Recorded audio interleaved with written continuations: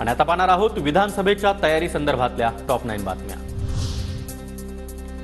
मुख्यमंत्री पदाचा चेहरा समोर ठेवून विरोधी पक्ष कधीही लढत नाही। ज्या पक्षाला जास्त जागा त्या पक्षाचा मुख्यमंत्री हे सूत्र असेल, पृथ्वीराज चव्हाण यांचं वक्तव्य।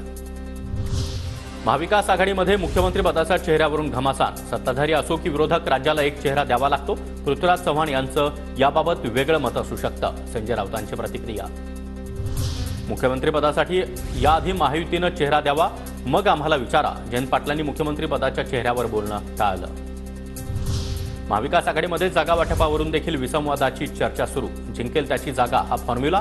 राऊतांची माहिती तर जागा वाटपावर अधिवेशनानंतर चर्चा होणार। जयंत पाटलांचं वक्तव्य। महाविकास आघाडीचा कोणताही निर्णय एक पक्ष जाहीर करणार नाही। संजय राऊत यांचे सूर बदलले तर ठाकरे महाविकास आघाडीचा चेहरा असल्याचं आधी संकेत दिले होते।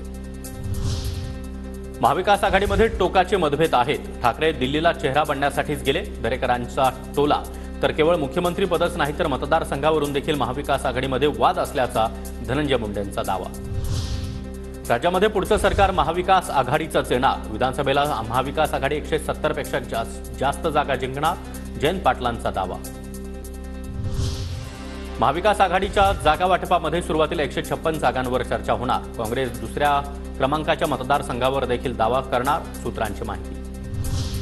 संभाजीनगरमध्ये भावी मुख्यमंत्री म्हणून बच्चू कडूंचे बॅनर झळकले। कार्यकर्त्यांकडून बच्चू कडूंच्या समर्थनात जोरदार बॅनरबाजी।